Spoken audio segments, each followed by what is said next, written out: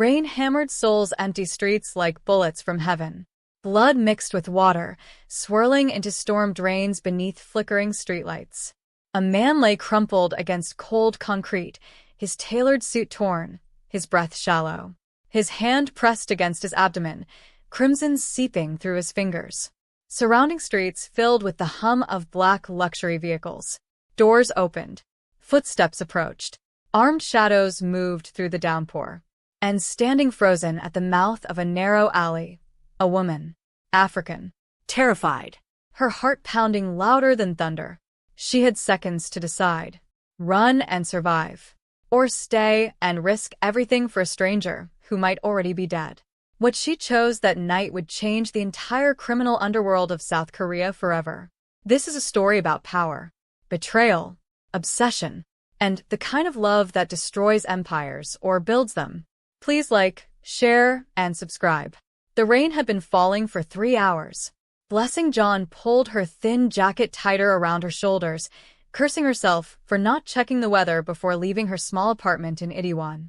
Her shift at the translation agency had ended late. The last subway had already departed. Now she walked through unfamiliar streets, her phone dead, her sense of direction failing her in the maze of Seoul's industrial district. She was 28 years old, Nigerian, alone, and very, very lost.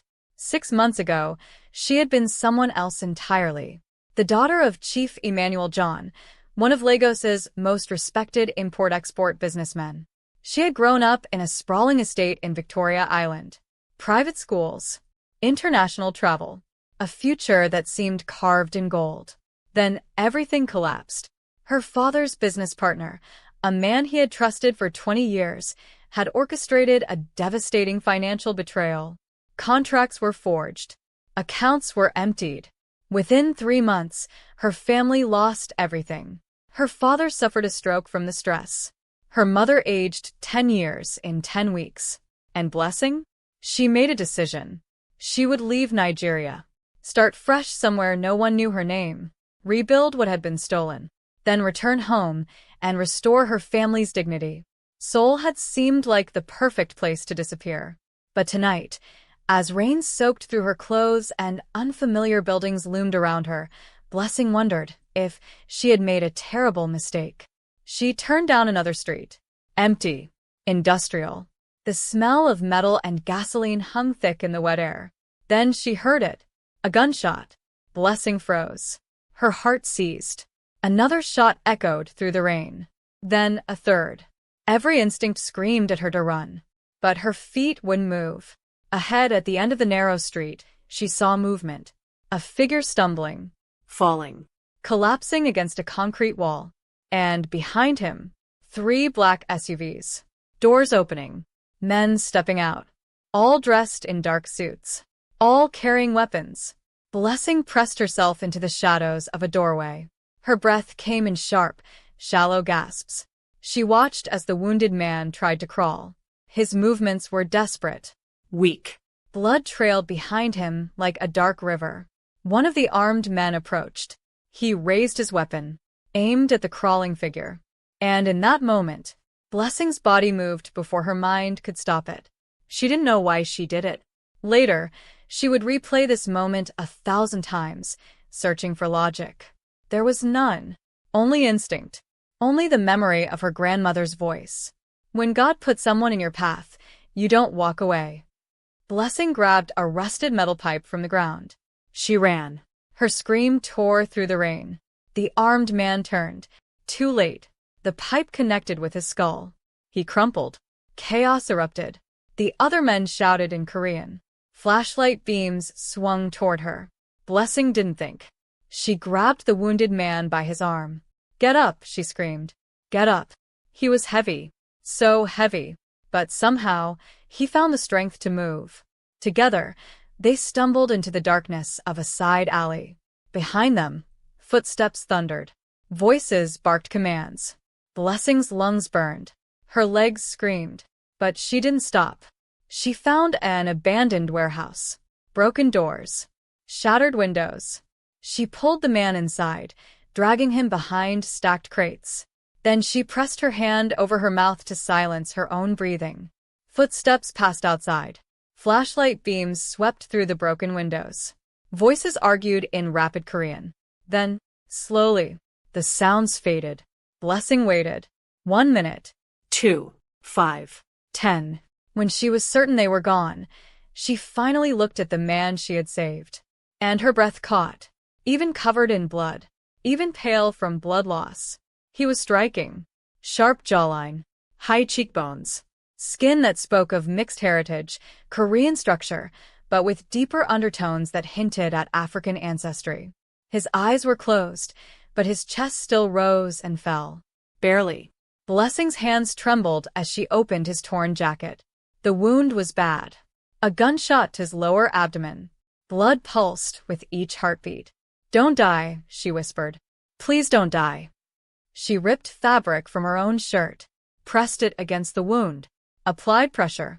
The man's eyes flickered open. Dark. Piercing. Even in pain, his gaze held a terrifying intensity. He looked at her, studied her, then spoke, his voice barely a whisper.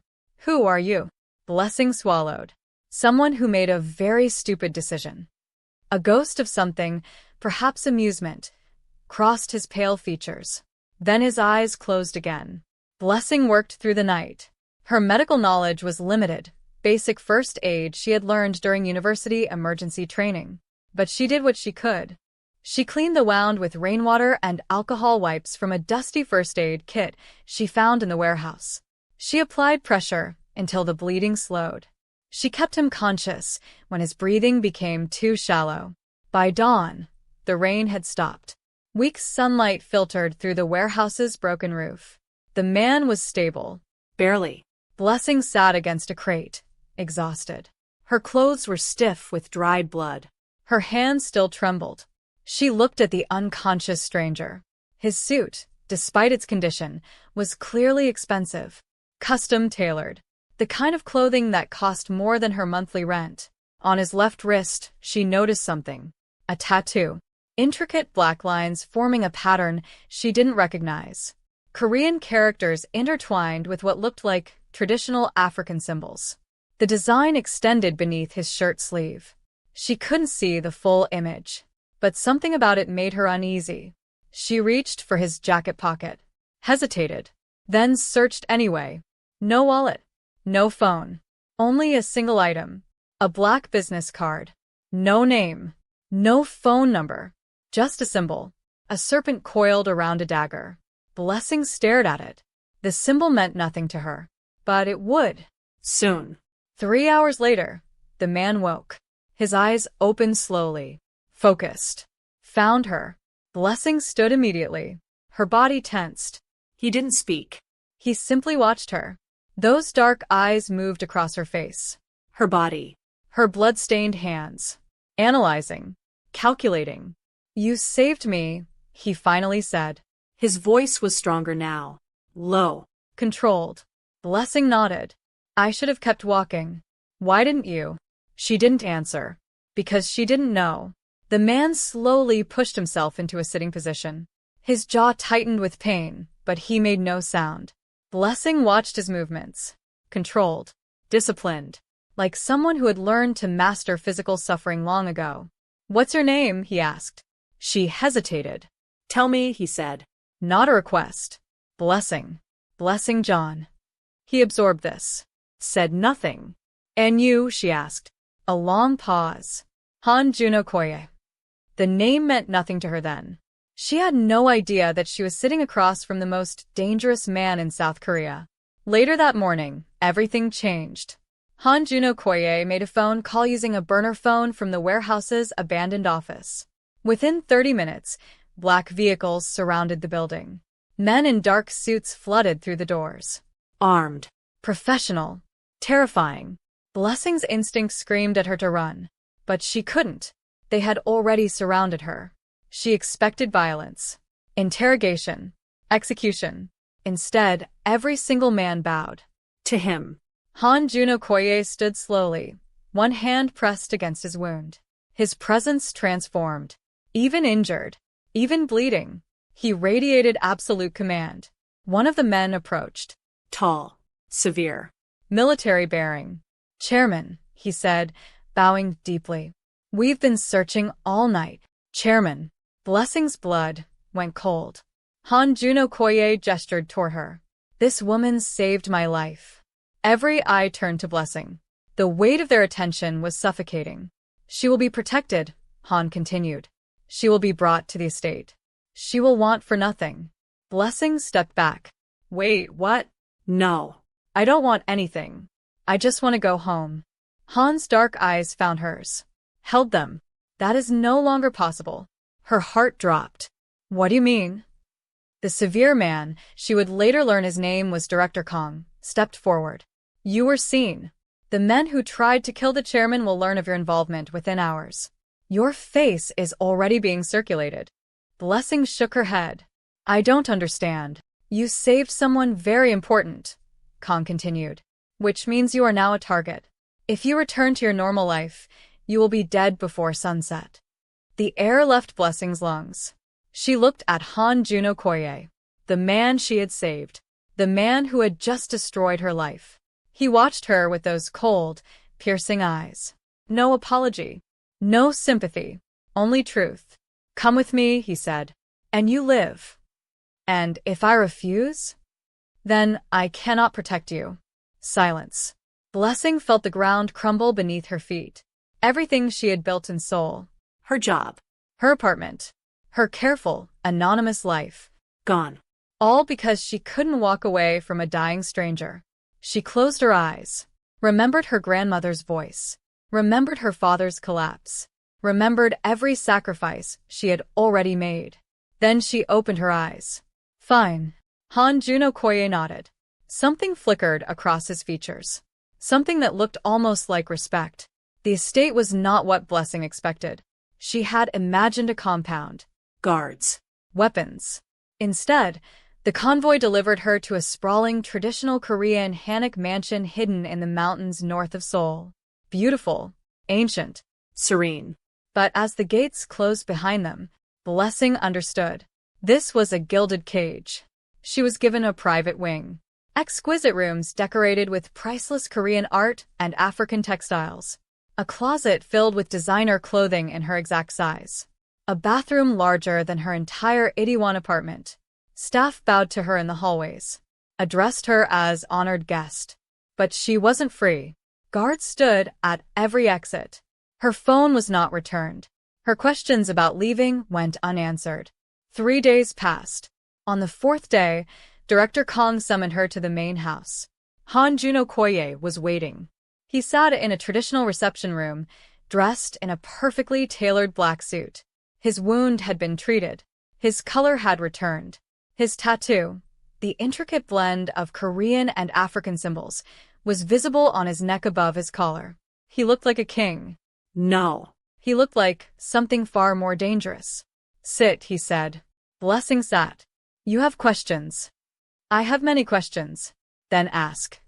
She met his gaze directly. Who are you? Really? A pause. Publicly, I am Han Juno Koye, chairman of Okoye International. We invest in luxury goods, real estate, and international trade. And privately? His eyes didn't waver. I control Seoul's underground economy. Every major operation in this city, legal and otherwise, exists because I allow it to exist. Blessing's stomach turned. Your mafia. Some use that word. What word do you use? I am the structure that holds chaos in check. Without me, Seoul would burn. She didn't know if this was truth or arrogance. She suspected it was both. Why did those men try to kill you? Han's jaw tightened slightly. Because power attracts enemies. And I have no shortage of either. That's not an answer. It's the only answer you need. Silence stretched between them. Then Han spoke again. You saved my life without knowing who I was. Without expectation of reward. Without hesitation. It was instinct. Instinct reveals character. His gaze intensified.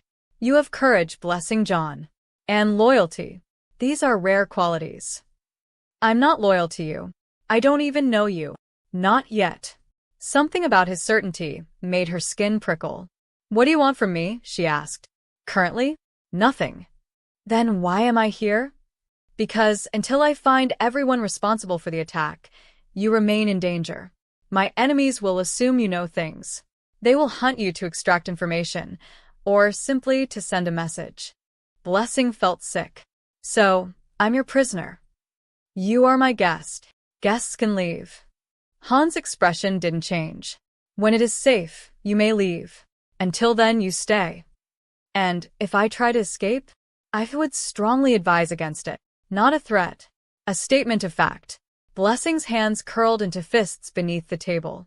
She wanted to scream, to fight, to run. But she was not stupid. She had seen the guards, the weapons, the absolute deference every person in this compound showed to the man sitting across from her. She was trapped in the heart of an empire, and the emperor was watching her very closely. Weeks passed. Blessing's fury did not fade, but it evolved. She refused to be passive, refused to simply exist in her gilded prison. She asked questions. Read every book in the estate's extensive library. Observed the staff and guards. Mapped the compound. She was building an escape plan. But something else was happening too. She was learning.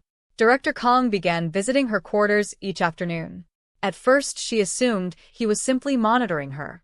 But gradually his visits became something else. Conversations. He told her about the organization structure, about Han Juno Koye's rise to power, about the delicate balance between legitimate business and underground operations. "Why are you telling me this?" Blessing asked one evening. Kong studied her with his cold, assessing eyes. "Because the chairman asked me to."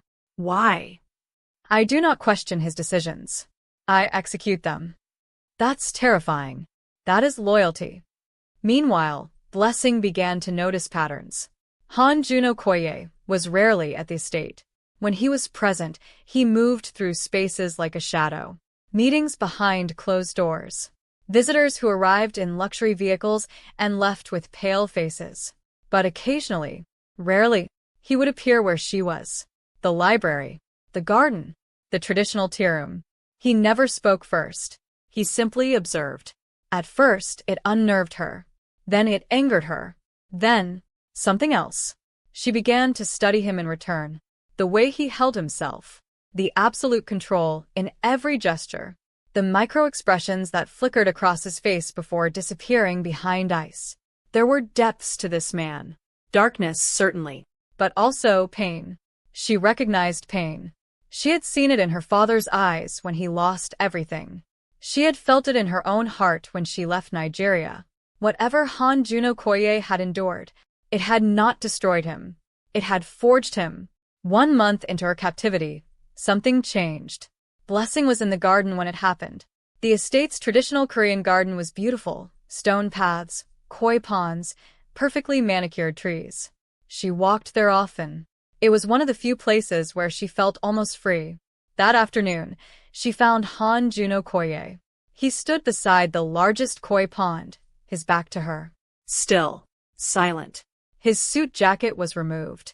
His shirt sleeves were rolled. She could see more of his tattoos now. The serpent and dagger. The African symbols. Korean characters. All intertwined across his forearms like a story written in ink. She should have left. She didn't. "You stand there every day," she said. He didn't turn. "You watch me every day." She felt her cheeks warm. "I'm bored. There's nothing else to do." There are books, staff, entertainment systems in every room. I've read all the books. The staff won't speak to me. And I don't care about television. Finally, he turned. His gaze was different today. Less guarded. Still intense, but with something else beneath the surface. "What do you want, Blessing John?" The question caught her off guard. "I want to leave. Besides that." She hesitated. "I want to understand." "Understand what?" "You." "This place. Why any of this is happening." Han's eyes held hers. The silence stretched. Then he said something that changed everything. "My mother was Nigerian." Blessing's breath caught. She came to Korea 30 years ago. She was brilliant, beautiful, strong. His voice remained controlled, but something cracked beneath the surface. She believed she could change my father's world. Make it better. What happened? She was murdered. When I was 19. The words hung in the air. By who? By someone I trusted. Blessing saw his hand curl into a fist.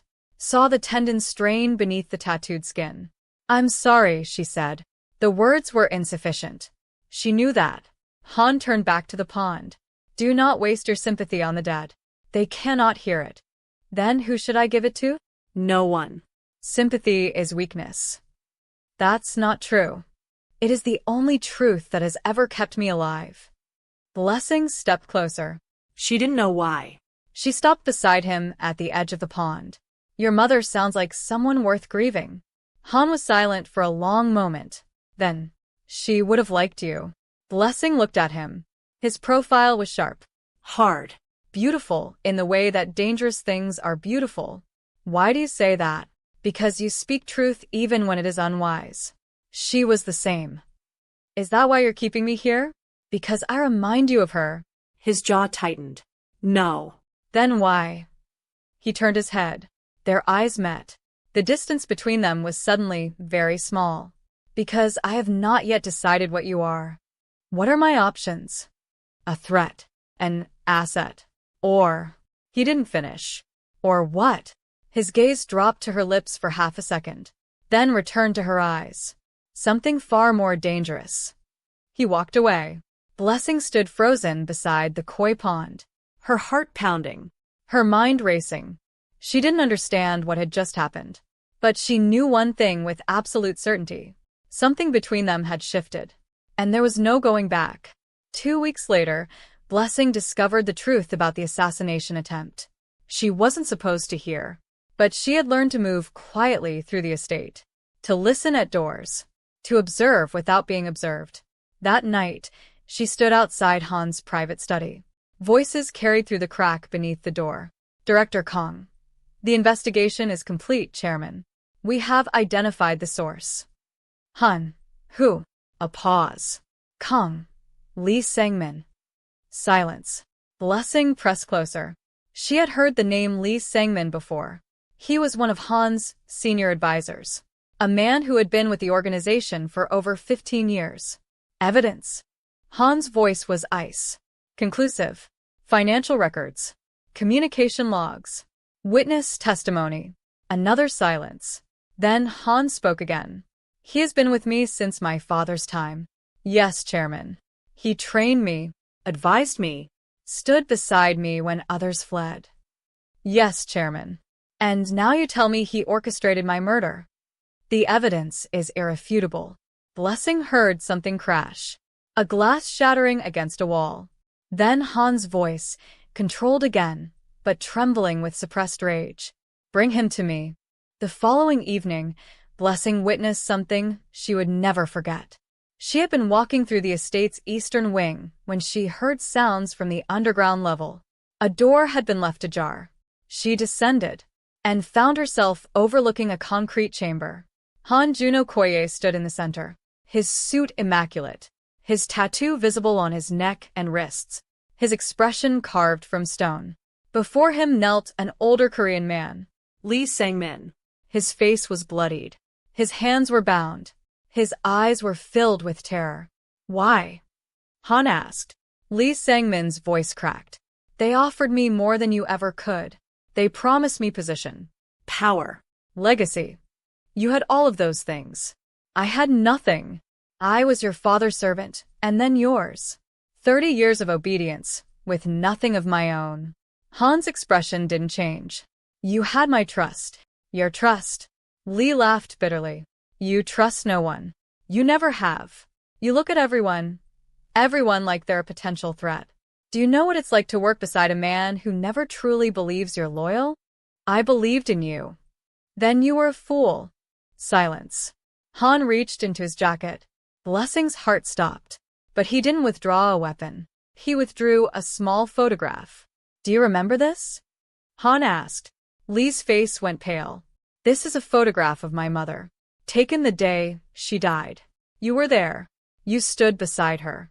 You were supposed to protect her. Lee began to tremble. Did you betray her too? No, Did you betray her? Han's voice exploded through the chamber. Blessing gripped the railing. Lee collapsed forward, sobbing. I didn't have a choice. They threatened my family. I was afraid. Han stared at the broken man before him. When he spoke again, his voice was quiet. Terrifyingly quiet. Fear. That is your excuse. Fear made you destroy the one person who showed me what love meant. He turned away. Execute him. Guards stepped forward. Blessing ran. She didn't stop running until she reached her quarters. She slammed the door, pressed her back against it, slid to the floor. Her hands were shaking. She had known what this place was, what these people did, but seeing the cold efficiency of death, it shattered something inside her. An hour later, there was a knock at her door. Blessing didn't answer. The knock came again. I know you were there. Han's voice. Blessing's blood went cold. Open the door. She didn't move. Blessing. Something about the way he said her name. Not a command. Something else. Something almost human. She opened the door. Han stood in the hallway. His suit was still perfect. His expression was still controlled. But his eyes were not ice. They were fire. You should not have seen that. I know. You will not speak of it. I won't. Why were you there? Because I'm tired of being kept in the dark. He studied her face. Her defiance. Her fear. Her refusal to look away. You are not afraid of me. I'm terrified of you. And yet you open the door. Because being afraid doesn't mean being weak. Something flickered across his features. My mother used to say the same thing. She was right. Han stepped closer. Blessing's breath hitched. You are becoming dangerous, he said quietly. To who? To me. The air between them charged with electricity. What does that mean? Blessing whispered. Han's gaze dropped to her lips, lingered, returned to her eyes. It means I cannot decide if I should send you away or never let you go. He turned and walked into the darkness. Blessing stood frozen in her doorway, Her heart pounding. her mind spinning. She was in more danger than she had ever imagined. And not from the enemies outside the walls. From the man inside. The days following Lee Sang-min's execution were tense. The entire estate moved with heightened alertness. Guards doubled. Visitors increased. Han disappeared into endless meetings. Blessing used the chaos to her advantage. She convinced Director Kong to allow her access to more of the compound. If I'm going to be trapped here, she argued, at least let me be useful. Kong consulted with Han. Permission was granted. Blessing began working with the estate's administrative staff. Translation work, document organization, communication management. It was busy work, but it gave her access. And access meant information. She learned about the organization structure, the legitimate businesses that served as fronts, the underground operations that generated true power. She learned about the rival factions, the Park Syndicate in Busan, the Chinese triads operating in Incheon, the mysterious European consortium attempting to establish footholds in Seoul. And she learned about Han Juno-Koye's position. He wasn't just powerful. He was essential. Every major decision in Seoul's underworld passed through him. Every alliance required his approval. Every conflict required his judgment. He was the fulcrum upon which the entire system balanced. And there were many who wanted to tip that balance. One evening, 3 weeks after the execution, Blessing was summoned to Han's private study. She had never been inside. The room was elegant but sparse. Traditional Korean design meets modern minimalism. Bookshelves lined the walls. A massive desk dominated the center. And, behind the desk, Han Juno-Koye.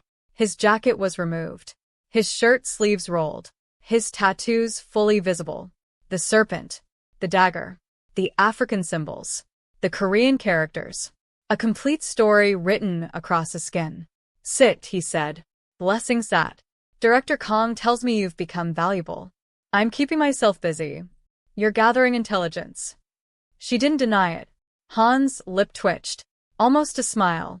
Most people in your position would cower. Comply. Wait for rescue. I stopped waiting for rescue. when I was 22.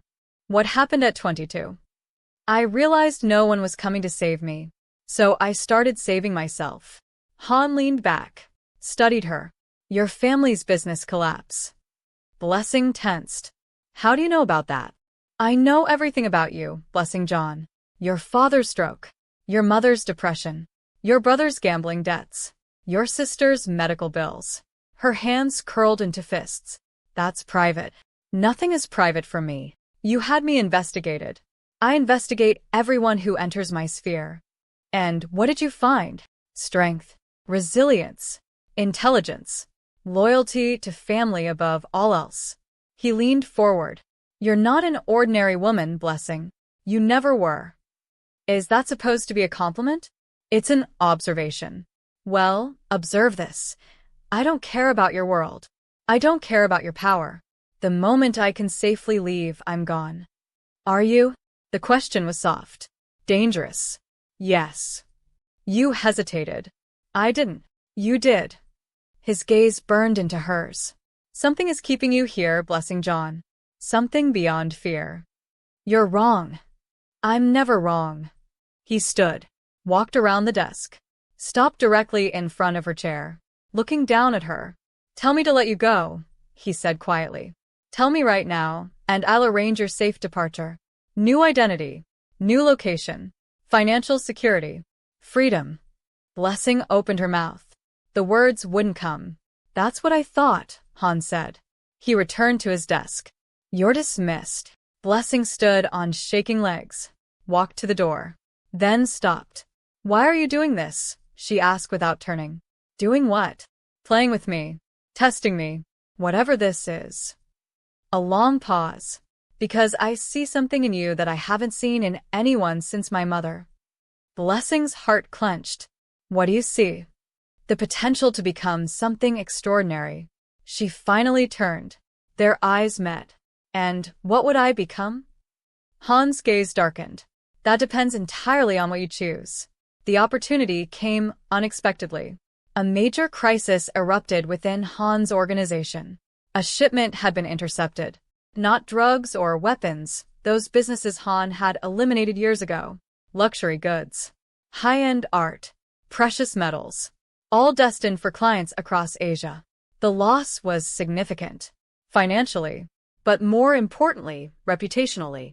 Someone had leaked information. Suspicion fell on the organization's international communication network, specifically their African contacts in Lagos. We need someone who understands Nigerian business culture, Director Kong reported during the emergency meeting. Someone who can evaluate our contacts, determine who leaked the information, rebuild trust. Every eye in the room turned to Blessing. She stood near the back, where she had been organizing documents. Han's gaze found hers. Can you do this? The question was direct. No pretense. Blessing's mind raced. This was an opportunity, a chance to prove her value, to move from prisoner to participant, to gain real power within the organization. But it was also a trap. If she failed, or if she betrayed them, she already knew what happened to traitors. Yes, she heard herself say. I can do this. The following weeks transformed Blessing's position entirely. She was given access to secure communications, introduced to the organization's African network, provided resources to investigate the leak. And she delivered. Using her knowledge of Nigerian business culture, she identified inconsistencies in communication patterns. Using her intelligence training from her father's company, she traced financial irregularities. Using her instincts, she isolated the traitor, a mid-level operative in Lagos, compromised by the Park Syndicate, selling information for pennies compared to what he was costing the organization. Blessing reported her findings directly to Han. He listened without interruption, reviewed her evidence, made a single phone call. Within 24 hours, the problem was resolved. You've proven yourself, Han said afterward. They were alone in his study. Evening light filtered through traditional paper screens. I did what needed to be done. You did more than that. You demonstrated judgment, initiative, strategic thinking. I'm Nigerian. We learn business before we learn to walk. That ghost of a smile crossed his features again. I want to offer you a position. Blessing's breath caught. What kind of position? Advisor. International operations. You want me to work for you. I want you to work with me. The distinction wasn't lost on her. And if I refuse? Then you remain a guest until circumstances change. So my choices are employee or prisoner. Your choices are power or passivity. Blessing studied his face. The sharp jawline, the piercing eyes, the tattoo peeking above his collar. Why me?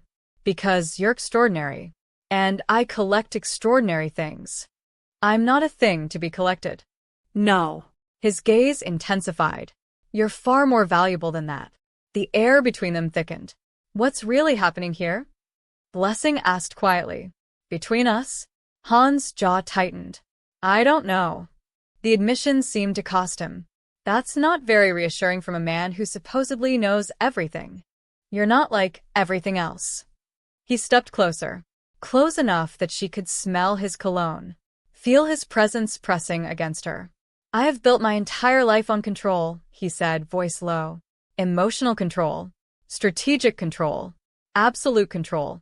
And then you appeared, bleeding in a rainstorm, screaming at armed men, saving my life without knowing who I was. His hand rose, stopped just before touching her face. You disturb my control, Blessing John. Is that good or bad? I haven't decided. His hand dropped. He stepped back. Accept the position. Prove your value. Then perhaps we can discuss other things. What other things? His eyes burned. Things that neither of us are ready to name. He walked to the window. Dismissal. Blessing left. Her heart was racing. Her thoughts scattered. She should be afraid. She should be planning escape. Instead, all she could think about was the heat in his eyes, and the impossible pull she felt toward a man who represented everything she should run from. 3 months passed. Blessing's transformation was remarkable. She was no longer a guest. She was a trusted advisor, present at strategic meetings, consulted on international decisions, respected by the organization's senior leadership. Her quarters had been upgraded to a private wing near Han's own. Her wardrobe now included tailored suits and elegant gowns. Her confidence had grown into something formidable, but with power came enemies. The first to reveal herself was Min Soo-yeon. Soo-yeon was the daughter of one of the organization's oldest allies. Beautiful, sophisticated, raised in this world. She had expected to become Han Juno-koye's wife. Her family had expected it. The organization had expected it. Then Blessing arrived. You don't belong here. Soo-yeon's voice cut through the noise of the charity gala. Blessing turned. She was dressed in an emerald gown that highlighted her dark Nigerian complexion. Her hair was styled in elaborate braids threaded with gold. She looked like a queen. Soo-yeon looked at her like she was trash. I beg your pardon? You heard me. African outsider playing at Korean high society. Do you think expensive clothes change what you are? And what am I? A temporary distraction. A curiosity. Nothing more. Blessing's expression didn't change, but her voice dropped to ice. Temporary distractions don't attend strategic meetings. They don't advise on international operations. They don't transform failing networks into profitable ventures. You think business success matters? This is about blood, heritage, tradition, things you'll never understand. Heritage. Blessing laughed softly. You do realize Han's mother was Nigerian? Soo-yeon's face flushed. His mother was a mistake his father made. Everyone knows that. Something dangerous flickered in Blessing's eyes. Be very careful what you say next. Or what? You'll tell him? Run crying to your protector? I don't need anyone to fight my battles. Then prove it. I don't need to prove anything to you. Blessing turned and walked away. But she felt Soo-yeon's hatred burning into her back. This was not over. Later that night, Han found her on the estate's rooftop garden. The city of Seoul glittered below. The air was cool and clean. Blessing stood at the railing, still in her gown, her thoughts far away. You handled Soo-yeon well. She didn't turn. You were watching? I'm always watching. That should be creepy. Is it? Yes. A pause. but also comforting. He stepped beside her. Close. Their shoulders almost touching. She'll become a problem, Han said. I know. Her family is powerful. Old allies. Their support is valuable. Are you asking me to appease her? I'm warning you that conflict with her will have consequences. I didn't start this conflict, but you will have to finish it. Blessing finally looked at him. How? By becoming so essential that removing you would be unthinkable. And how do I do that? Han's gaze darkened. By becoming exactly what I always knew you could be. Which is? He turned to face her fully. The city lights reflected in his dark eyes. My equal. Blessing's breath caught. That's impossible. Nothing is impossible. I'm an outsider. A foreigner. A nobody. You were never a nobody. He stepped closer. You were always destined for this. You can't know that. I know everything. You keep saying that, because it's true. They were so close now. Inches apart. The air charged with electricity. What's happening here? Blessing whispered. Something neither of us can stop. We should stop it. Yes. This is dangerous. Yes. You're my employer. My captor. Yours. He leaned closer. Am I yours, Blessing John? Her heart hammered. That's not what because I think. His voice dropped to a whisper. I might be. His hand rose to her face. This time, he didn't stop.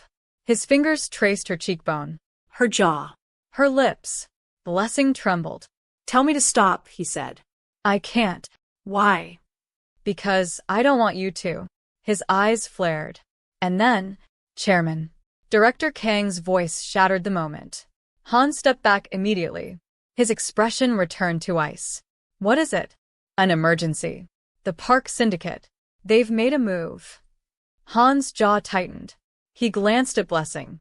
Something unspoken passed between them. Then he was gone. Blessing stood alone on the rooftop. Her lips still tingling where his fingers had traced. Her heart still pounding.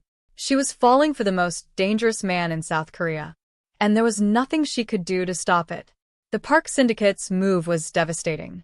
They had attacked one of Han's legitimate businesses, a luxury hotel in Gangnam. Not directly. No gunfire or explosions. Something worse. They had exposed the hotel's secret function, a meeting place for the organization's high-level negotiations. Media coverage exploded. Government investigations were launched. International partners withdrew. Within a week, Han's carefully constructed empire was under siege from all sides. Blessing watched him during those dark days. He didn't sleep, barely ate, worked through endless crisis meetings. But he never lost control. His voice remained steady. His decisions remained precise. His presence remained commanding. He was magnificent. And he was drowning. One night, Blessing found him in his study at 3 a.m. He was staring at a wall of screens showing news coverage. His expression was empty. Exhausted. You should rest. He didn't turn. Sleep is a luxury I can't afford. You can't lead if you collapse. I won't collapse. Everyone breaks eventually. I'm not everyone. Blessing walked to his desk, sat on its edge, forcing him to look at her. Let me help. You're helping.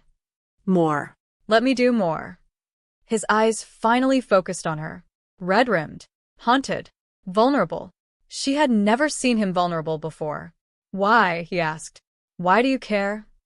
Because somewhere in the past 3 months, I stopped wanting to escape. That's not an answer. It's the only answer I have. Silence. Then Han leaned forward, rested his forehead against her shoulder. Just for a moment. Just long enough to breathe. Blessing's hand rose instinctively, stroked his hair. I haven't trusted anyone since my mother died, he said quietly. Trusting feels like dying.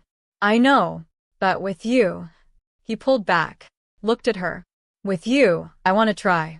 Blessing's heart cracked open. Then try. The weeks that followed changed everything. Blessing became Han's closest confidant. Present at every meeting. Consulted on every decision. The voice he trusted above all others. The organization noticed. Director Kong accepted her rise with quiet approval. Others accepted it with growing suspicion. Min Soo-yeon accepted it with murderous rage. The crisis slowly stabilized. Han's legal team contained the investigations.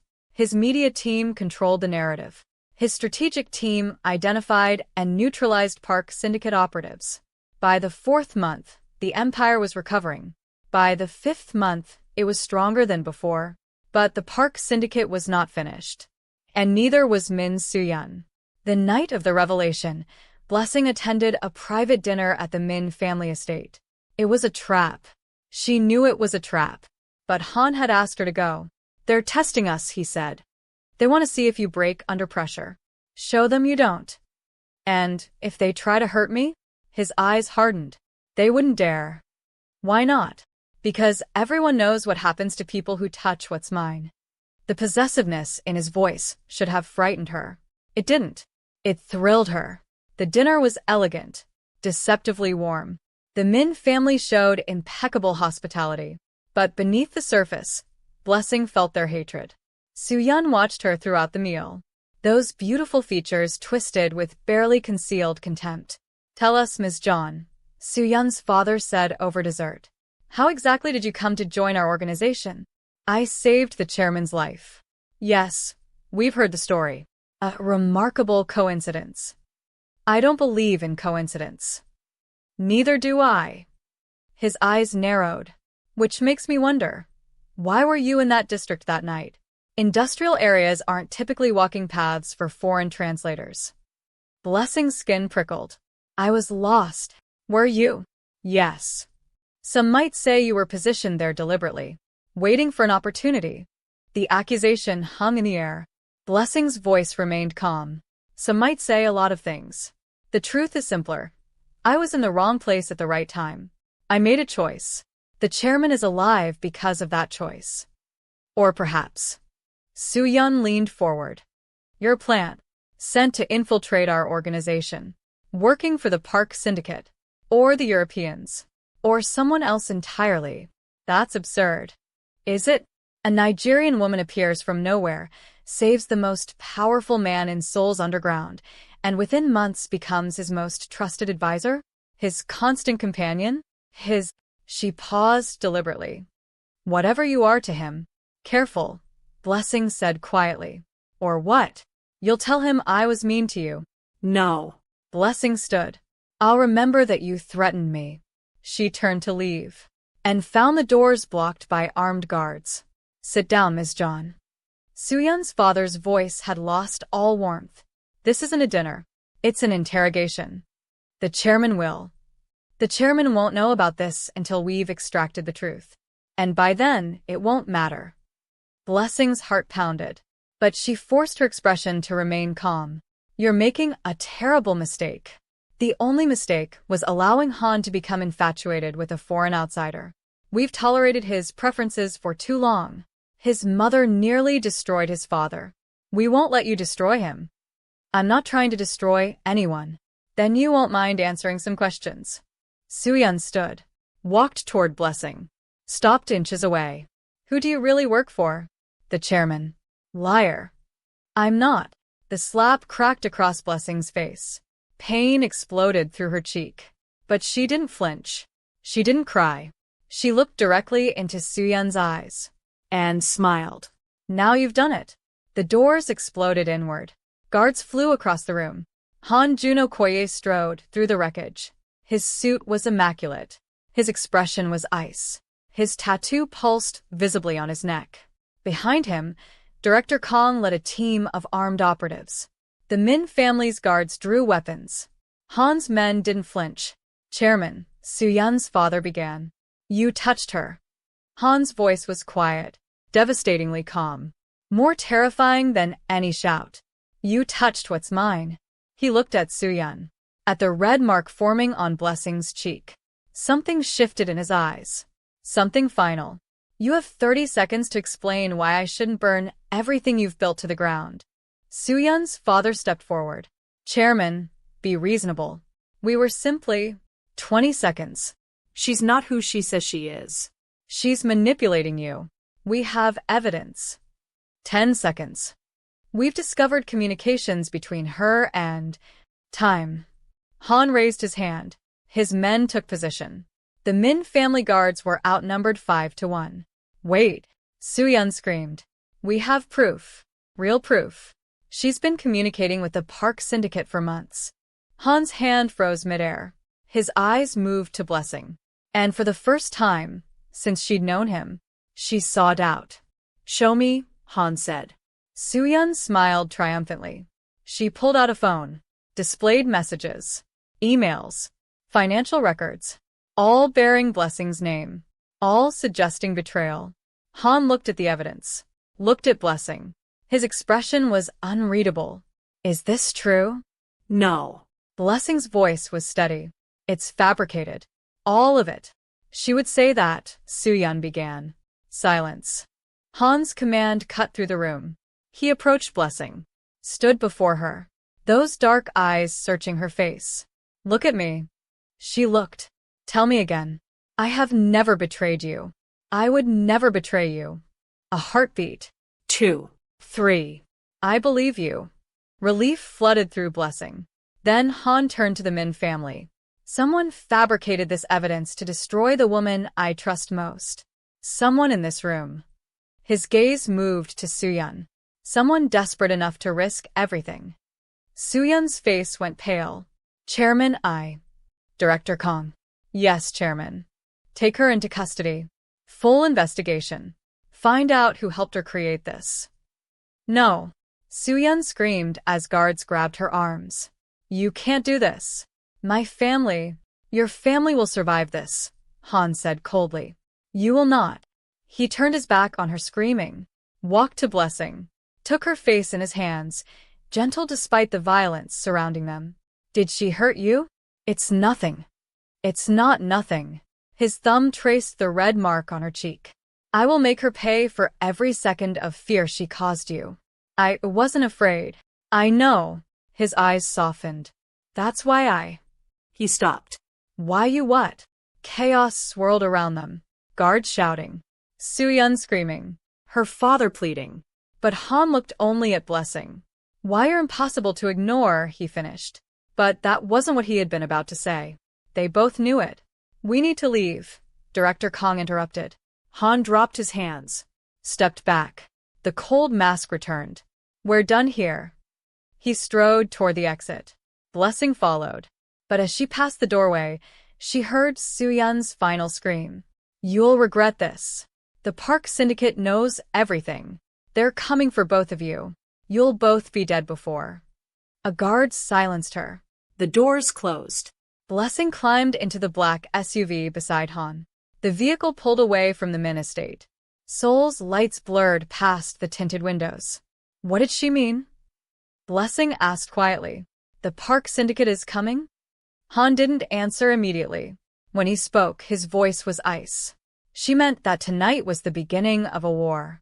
His hand found hers in the darkness. Squeezed. A war I'm going to win.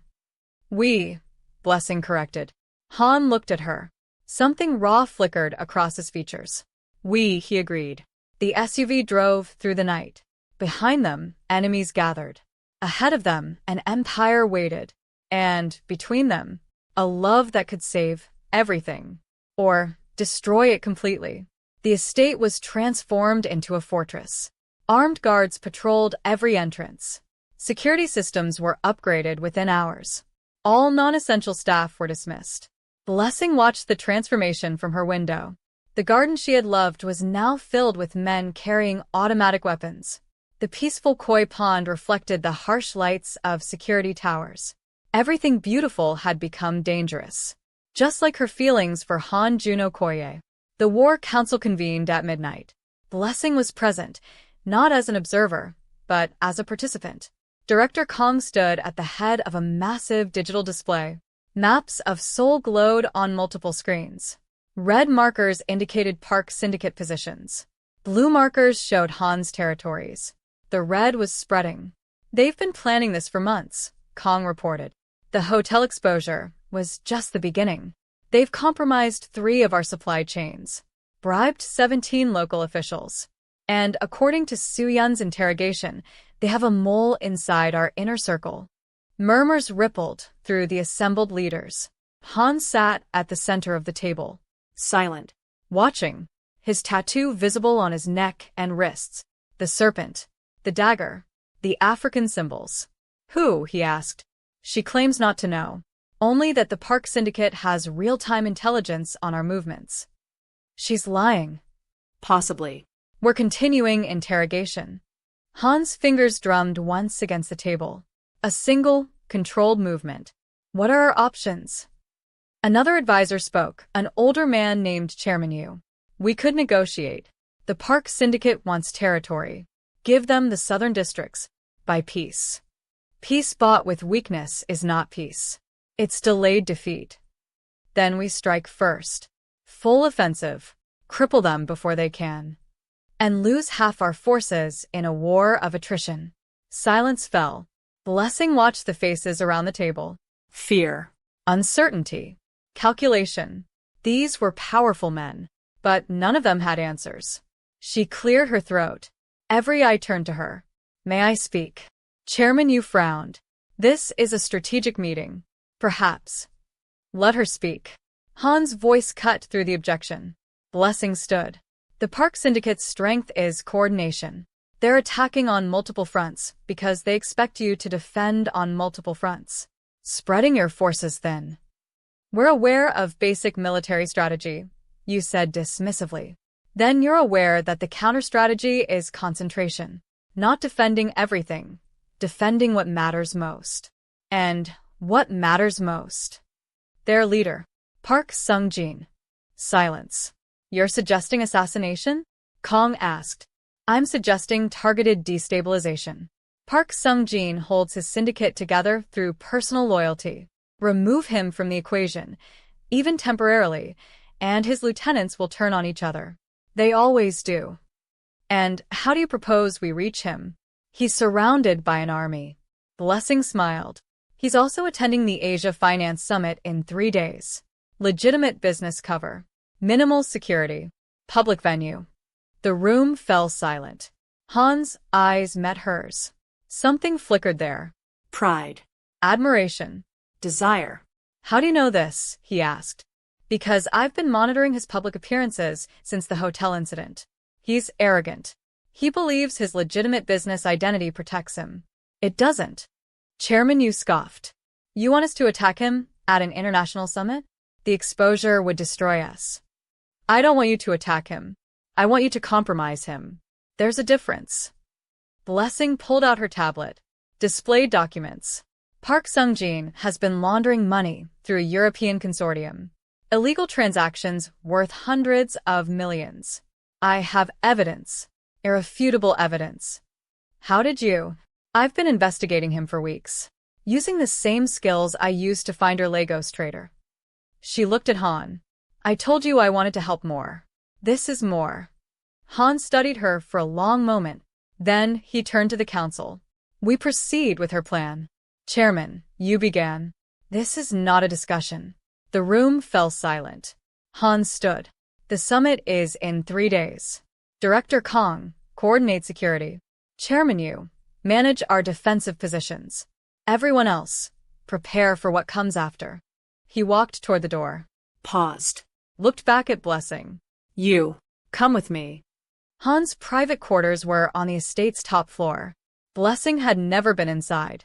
The space was surprisingly warm. Traditional Korean design softened by African textiles and artwork. His mother's influence, she realized. Still present after all these years. Han stood by the window, looking out at Seoul's distant lights. Close the door. She closed it. You've been investigating the Park Syndicate without authorization. Yes. You gathered intelligence that could have compromised our security. Yes. You presented strategic recommendations without consulting me first. Yes. He turned. His expression was unreadable. Do you have any idea how dangerous that was? Yes. And you did it anyway. Because it needed to be done. He crossed the room. Slow. Deliberate. Stopped inches from her. You could have been killed. I wasn't. You could have exposed yourself to our enemies.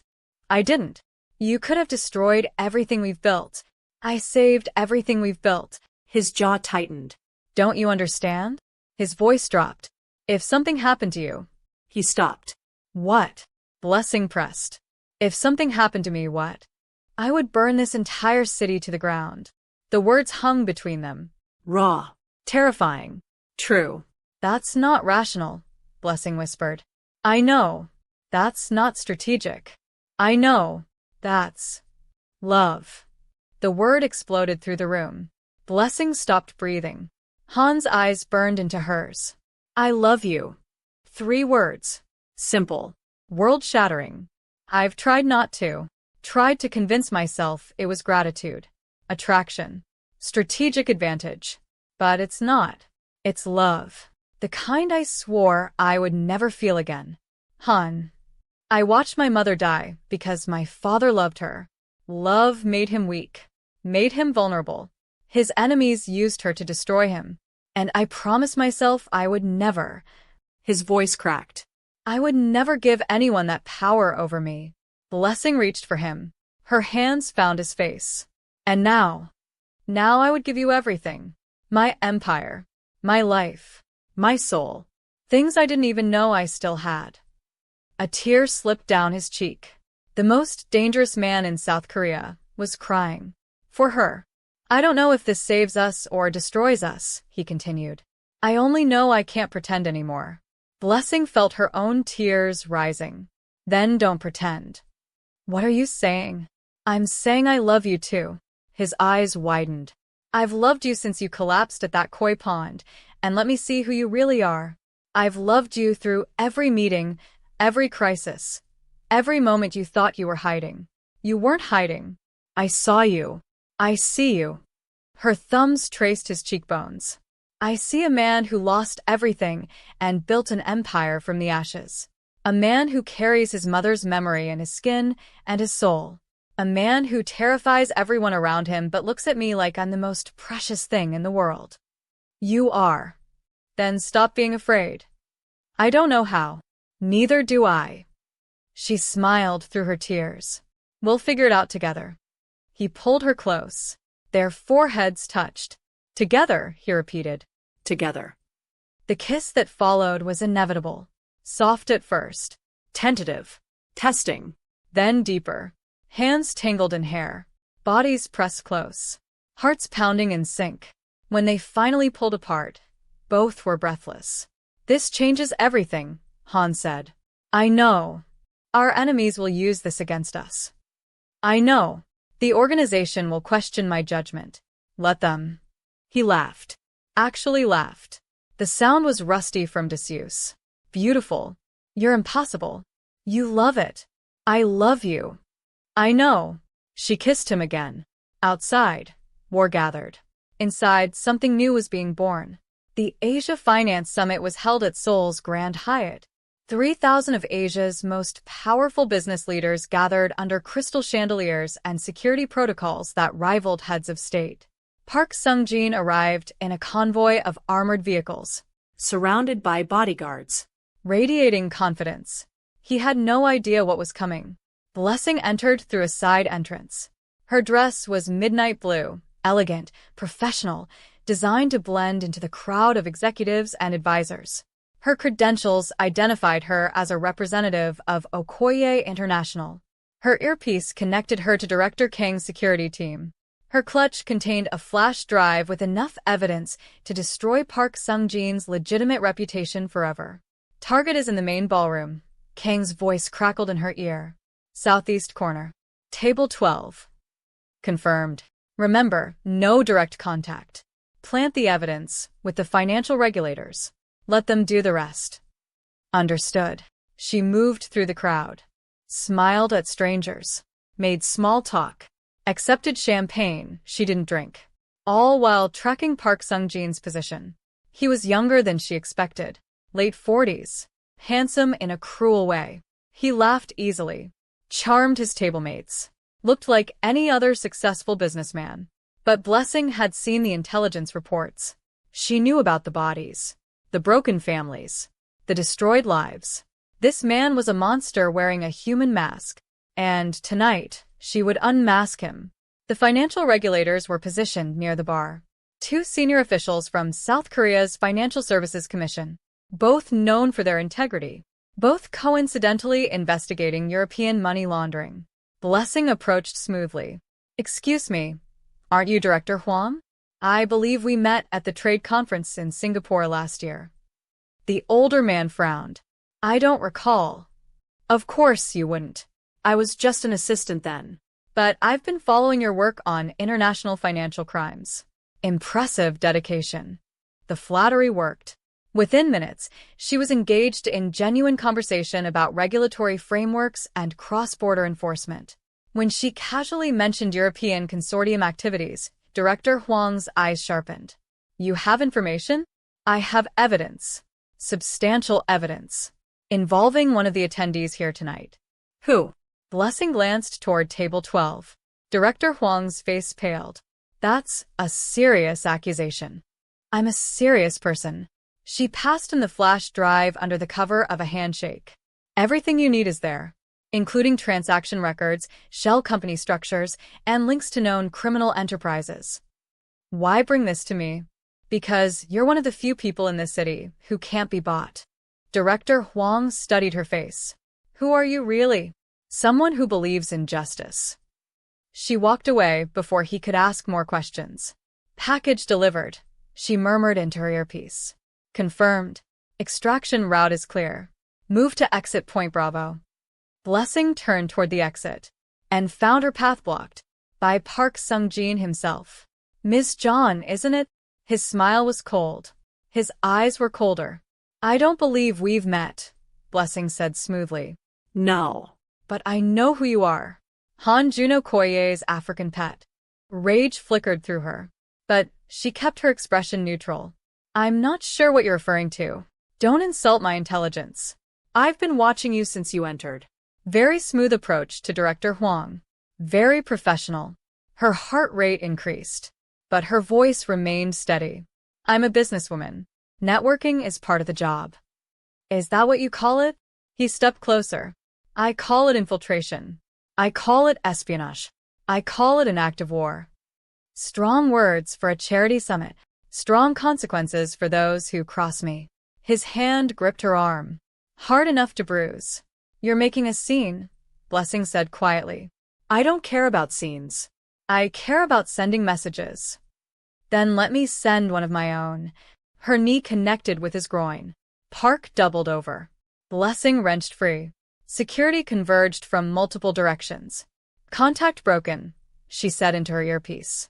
"Extraction now." Copy. "Package is secure." Move to. Static. Then silence. Her earpiece was dead. Chaos erupted. Park's bodyguards drew weapons. Summit security responded. Guests screamed and scattered. Blessing ran. Through the ballroom. Past overturned tables. Into service corridors. Footsteps thundered behind her. She kicked off her heels. Ran faster.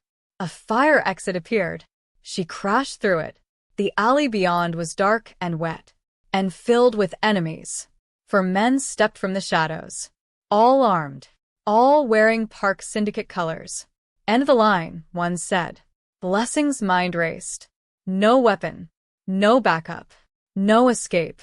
"The chairman sends his regards," another man said, raising his gun. A blade flew through the darkness. The gunman dropped. More blades followed. Within seconds, all 4 men were down. And Han Juno Koye stepped from the shadows. His suit was immaculate. His expression was ice. His tattoo pulsed on his neck. "You're late," Blessing said. "I was enjoying watching you work. I almost died. You were never in danger. You couldn't have known that." "I always know."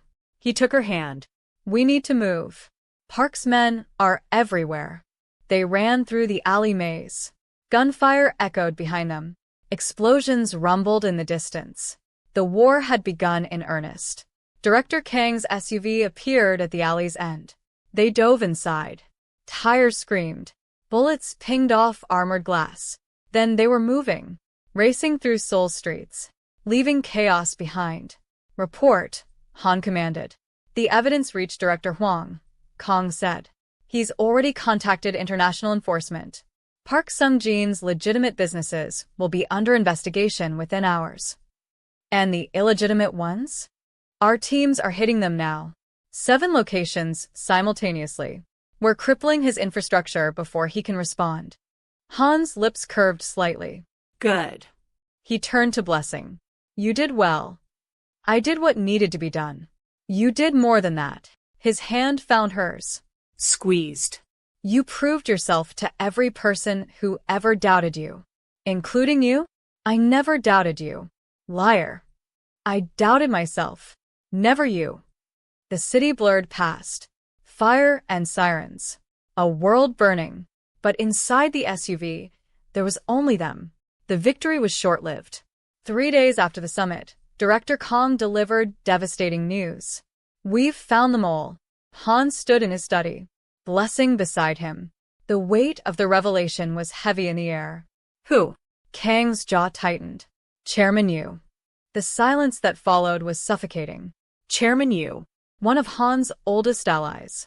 A man who had served his father. A man who had sat in war councils and sworn loyalty. Evidence. Irrefutable. Communication logs. Financial transfers. Testimony from 3 Park Syndicate operatives. Han's hand curled into a fist. How long? At least 2 years. Possibly longer. Why? Kong hesitated. He objected to your leadership choices. Specifically. His eyes flickered to Blessing. Specifically her. Blessing's blood went cold. He believed you were compromising the organization, Kong continued. Allowing emotion to override strategy. He saw himself as protecting traditional values. Traditional values, Han repeated. Is that what we call racism now? Chairman. He betrayed everything because he couldn't accept that the woman I love has African blood. Just like my mother. The words echoed through the study. The woman I love, said openly. Publicly. Without hesitation. Kong bowed his head. What are your orders? Han's expression hardened. Bring him to the chamber. The confrontation happened that night.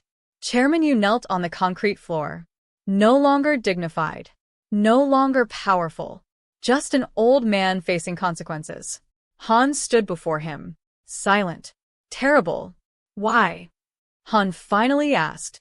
You looked up. His eyes were bitter. Defiant.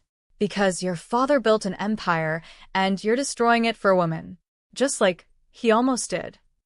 My father's weakness was trusting men like you. I served this organization for 30 years. You served yourself. And when your prejudice couldn't accept my choices, you betrayed everyone who trusted you. I was trying to save us. You were trying to control what you couldn't accept. Han turned to Blessing. He wanted you dead. His communications are clear. If the Park Syndicate had succeeded, you would have been their first target. Blessing's expression didn't waver. I know. Do you have anything to say to him? She stepped forward, looked down at the kneeling man. You see me as a threat because of where I come from. But I'm not a threat because I'm African. I'm a threat because I'm better than you. Yu's face twisted with rage. You're nothing. A stray he picked up from the gutter. You'll destroy him just like his mother destroyed his father. His mother didn't destroy anything. She built the foundation of everything Han became. You're just too blind to see it. She turned away. I don't need your approval. I don't need your acceptance. I have something far more powerful. What? His love. And unlike your loyalty, that's something that can never be bought or broken. She walked to Han's side, took his hand. Their fingers intertwined. Han looked at you one last time. Execute him. The shot echoed through the chamber. Then silence. The months that followed transformed everything.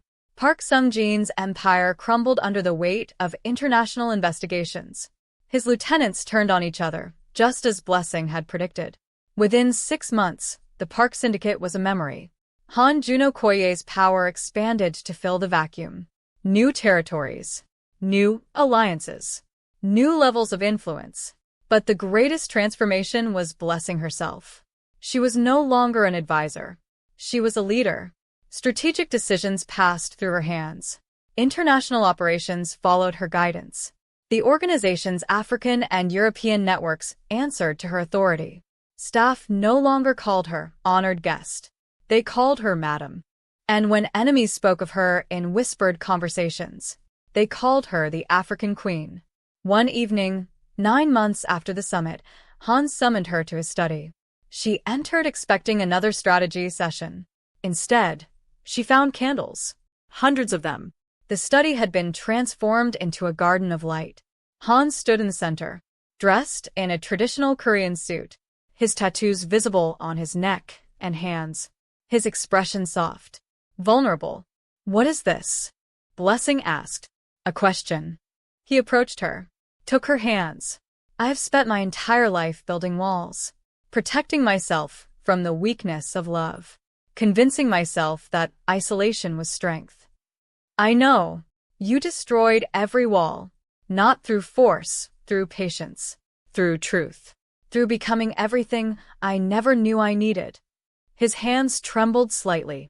"I am not a good man, Blessing John. I have done terrible things. I will do terrible things again. The world I live in demands it. I know, but with you, I am better. With you, I see possibility instead of only darkness. With you, I believe that building something beautiful is not weakness." He lowered himself to one knee. Blessing's breath caught. From his pocket, he withdrew a ring. Not traditional diamond and gold. A band of blackened steel, inlaid with the same symbols that marked his skin. The serpent, the dagger, the African patterns, the Korean characters. 2 heritages intertwined. This ring was designed for you. Each symbol represents something true. The serpent, wisdom and cunning. The dagger, protection and sacrifice. The African patterns, resilience and heritage. The Korean characters, family and eternal bond. He looked up at her. His eyes were bright. "Blessing John, will you marry me? Will you stand beside me not just as an advisor or a partner, but as my wife? Will you help me build something that survives us both?" Tears streamed down Blessing's face. Yes. The word was simple. The meaning was infinite. Han slid the ring onto her finger, rose, pulled her into his arms, kissed her with everything he had. Outside, the city hummed with danger and ambition. Inside, 2 hearts became one. The wedding was unprecedented. Not for its size, only 50 guests attended. Not for its location, Han's estate, transformed into a paradise of Korean and Nigerian traditions. Not for its expense, though the cost could have purchased small nations, but for what it represented. The most powerful man in Seoul's underworld was marrying an African woman, and declaring her his equal in every way that mattered. Blessing wore a fusion of traditions. A Korean hanbok in white and gold, modified to flow like a Nigerian wrapper gown. Her hair was styled in elaborate braids, threaded with golden chains and traditional Korean hairpins. Her makeup blended both cultures, subtle Korean elegance and bold African expression. She was stunning. She was powerful. She was exactly who she had been becoming since that rainy night when she saved a stranger's life. The ceremony was held at sunset. Traditional Korean vows intertwined with Nigerian blessings. Director Kong served as witness. Members of both cultures stood in attendance. When Han placed the second ring, a matching band to his own, on Blessing's finger, the assembled guests bowed. Not just to him, to them both. "I now present Chairman Han Jun Okoye and his wife, Blessing Okoye." The new name rolled off the officiant's tongue. Blessing Okoye, wife of Seoul's ruler, partner in power. Queen. The reception lasted until dawn, but Han and Blessing slipped away at midnight, to the rooftop garden, where so much had begun. They stood at the railing, side by side, looking out at their kingdom. "Do you ever wonder what would have happened if you'd kept walking that night?" Han asked. "Every day. And I'm grateful I didn't." He pulled her close. "I was dying when you found me, not just physically. Everything inside me had been dead for years. You brought me back. You brought yourself back. I just gave you a reason." "Same thing." No. She looked up at him. You made the choice. Every day you chose to trust me a little more. To open a little more. To love a little more. That was all you. It was both of us. Yes. She smiled. It was both of us. He kissed her forehead. Whatever comes next, enemies, challenges, the weight of everything we've built, we face it together. Always. Promise me. I promise. Somewhere, new enemies were plotting. New challenges were forming. The world they ruled demanded constant vigilance. But tonight, there was only peace. Only love. Them. Years passed. Under joint leadership, Han and Blessing's empire transformed. They moved away from purely underground operations. Legitimate businesses expanded. International partnerships flourished. The organization evolved from criminal syndicate to corporate empire with strategic power in both worlds. Blessing's influence was everywhere. She negotiated deals that quadrupled their international reach. She established networks across Africa that made them the dominant force in Asian-African trade. She implemented systems that protected workers and families within their territories, something unprecedented in their world. People still feared Han Jun Okoye, but they respected Blessing Okoye. And respect, they learned, was more powerful than fear. The transformation wasn't without challenges. Old powers resented their rise. New enemies emerged. The balance of legitimate and illegitimate constantly needed management. But they faced everything together. War councils became strategy sessions. Battles became calculated maneuvers. Threats were neutralized through intelligence, not just violence. The African Queen had brought a new philosophy to Seoul's underworld. Power through wisdom. Strength through unity. Justice through careful, patient action. 3 years after their wedding, Blessing discovered she was pregnant. The news came during a routine medical examination. She sat in the estate's private medical suite, staring at the test results. Positive. A child. Their child.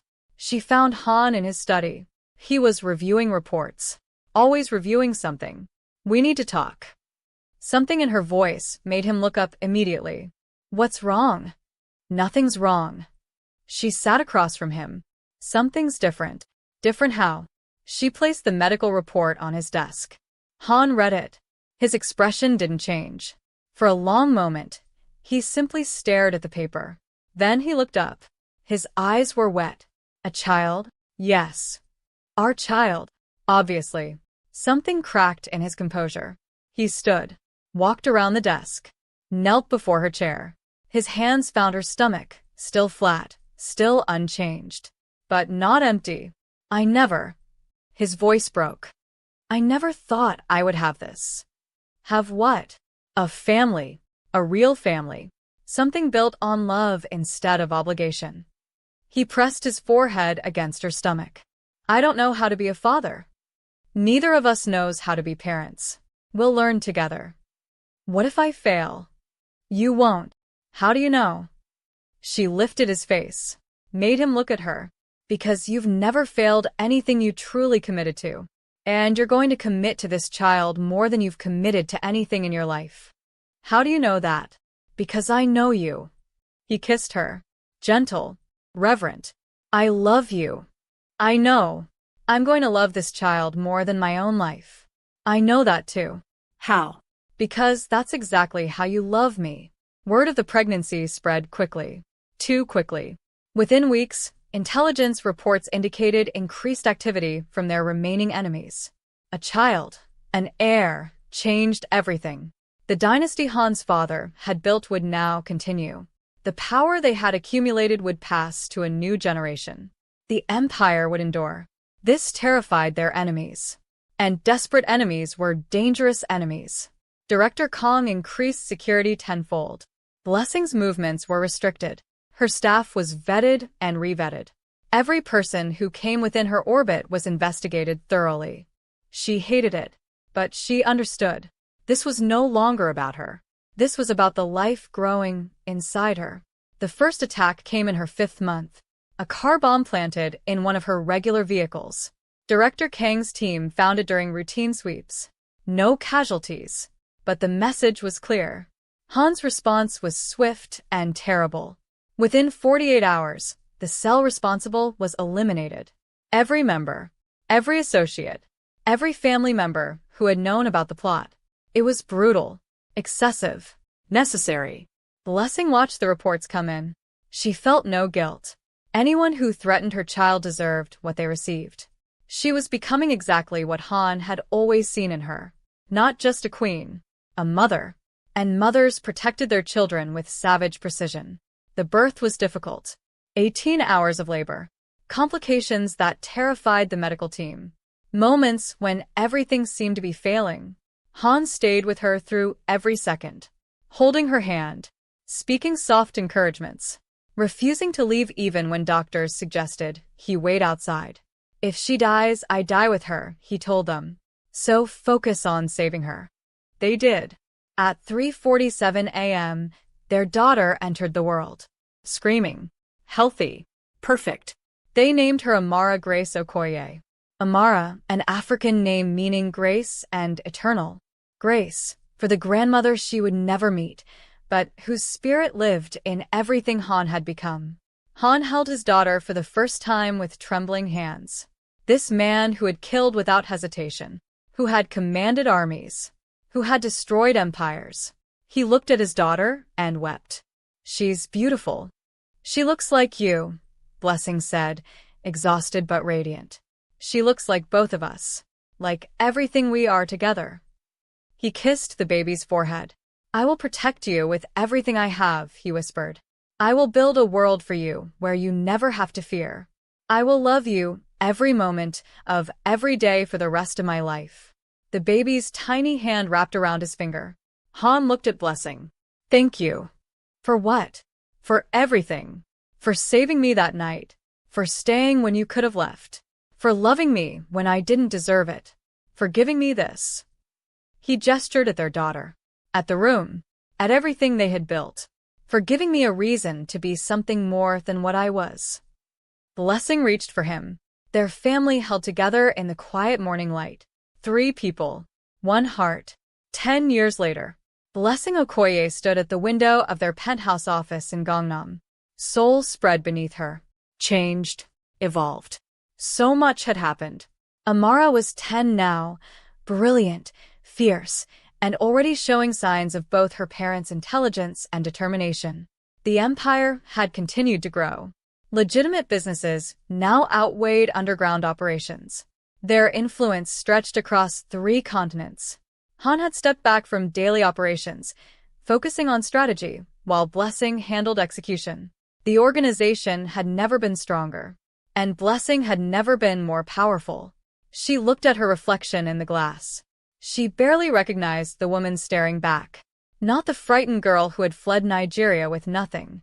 Not the confused stranger who had saved a bleeding man in the rain. Not even the uncertain advisor who had slowly found her place. This woman was a queen, respected by allies, feared by enemies, loved by her family. The African girl who became Seoul's Mafia Queen. The door opened behind her. Han entered. His hair was graying at the temples now. Lines marked his face that hadn't been there before. But his eyes were the same. Dark. Intense. Filled with love when they looked at her. Amara's recital is in 2 hours. I know. You're thinking about something. I'm thinking about everything. He joined her at the window. Regrets? None. Really? She turned to face him. I used to think my life ended when my family lost everything. That coming to Korea was running away from failure. That saving you was a mistake that trapped me. And now I know that everything happened exactly as it was meant to. Every loss led me here. Every struggle made me stronger. Every choice brought me to this moment. She took his hands. I am exactly who I was always meant to become. And I became her because of you. You became her because of yourself. I just provided the opportunity. You provided more than that. What? Hope. Purpose. Love. She smiled. A very expensive wardrobe. He laughed. The sound still made her heart sing. I love you, Blessing Okoye. I love you too, Hanjun Okoye. Ready to go watch our daughter perform? Always. They walked out together, hand in hand, two people who had found each other in the darkest of circumstances, who had built an empire from trust and sacrifice, who had created a family that would endure for generations. The African girl from Lagos, the Korean-Nigerian ruler of Seoul, together, forever. The memorial service was held at sunset. Thousands attended, government officials, business leaders, international dignitaries. And at the center, a woman who had become a legend. Blessing Okoye stood at the podium. She was 68 now, silver threaded through her hair. Lines of wisdom and experience marked her face, but her eyes were still sharp. Her presence still commanded attention. Her voice still carried power. "My husband passed peacefully 3 days ago," she said, surrounded by family, surrounded by love. He was 80 years old, and he spent every one of those years fighting for power, for family, for a better world than the one he inherited. She paused. When I met Hanjun Okoye, I was a nobody, a refugee from a fallen life, trying to survive in a city that didn't want me. I saved his life on a rainy night, not because I was brave, but because I couldn't live with myself if I walked away. He used to tell me that moment was fate, that we were always meant to find each other. I never believed in fate. I believed in choice. And I chose him. Every day for 30 years, I chose him. Tears fell freely now. He taught me that power without purpose is empty, that strength without love is brittle, that building something beautiful is worth any sacrifice. She looked at the front row. Amara sat there, 30 now, married, expecting her first child. The next generation. I stand here as proof that destiny can be rewritten, that a girl from Nigeria can become the Queen of Seoul, that love can transform the darkest hearts, that endings are also beginnings. She straightened.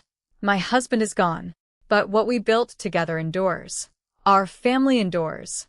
Our legacy endures. She looked at the sky, at the setting sun painting Seoul in gold and crimson.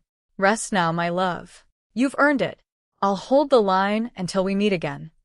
She stepped back from the podium. The crowd bowed, not in fear, in respect, in love. That night, Blessing returned to the estate, to the koi pond where everything had truly begun. She sat on the stone bench, remembered, a wounded man collapsing in the rain, a terrified woman making an impossible choice, a love that had consumed them both and built an empire. I miss you already, she whispered to the evening air. The koi swam in peaceful circles. The night wrapped around her like a blanket. And somewhere she knew he was waiting, just as he had always waited, just as he always would. The African girl who became Seoul's Mafia Queen. A story of power, betrayal, obsession, and the kind of love that builds empires, or burns them down. Thank you for watching. Please like, share, and subscribe for more stories like this.